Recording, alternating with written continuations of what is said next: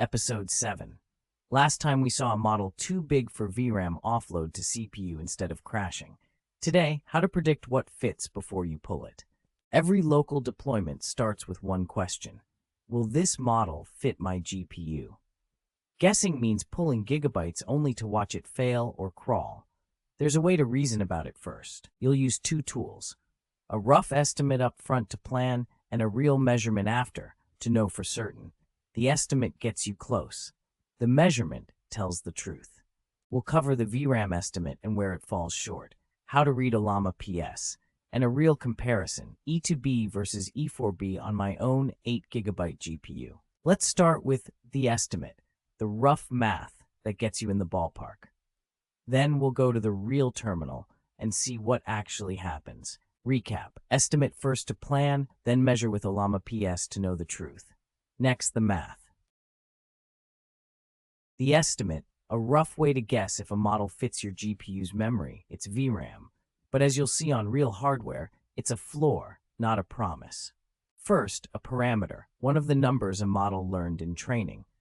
A model has billions of them, and that count is essentially its size.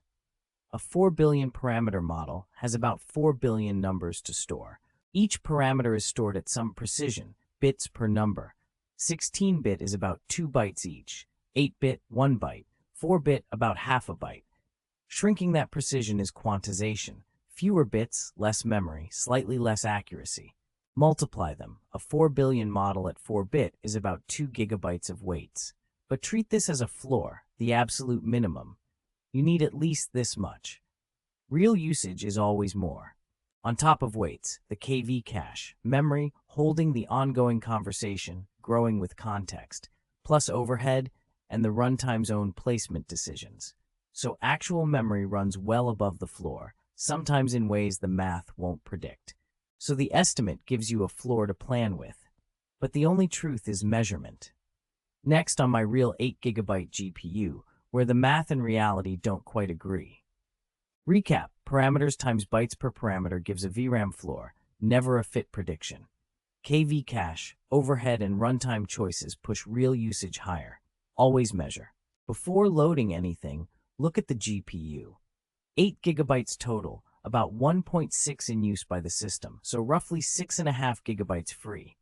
Remember that number, 6.5 free. The napkin math is about to say our model fits. Here's E2B, 7.7 gigabytes. We've got 6.5 free, plus it's a 4-bit model. By the rough math, most of this should sit on the GPU. Let's run it, then check ollama PS. And, look, 75% CPU, 25% GPU. It offloaded most of the model to system RAM, even with free VRAM sitting right there.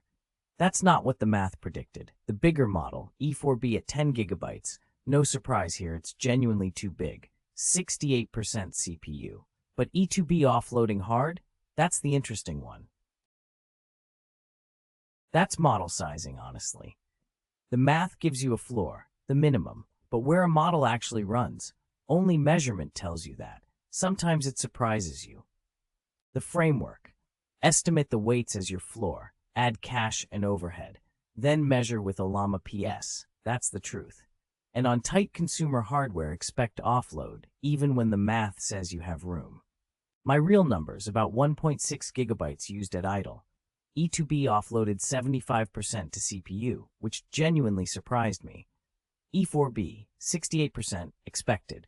Your hardware will differ, so measure yours. We've got a model running, offload and all, and we know how to read what it's doing. Next, putting it to work through the ollama API from real code. Estimate, measure, and expect surprises. That's episode 7.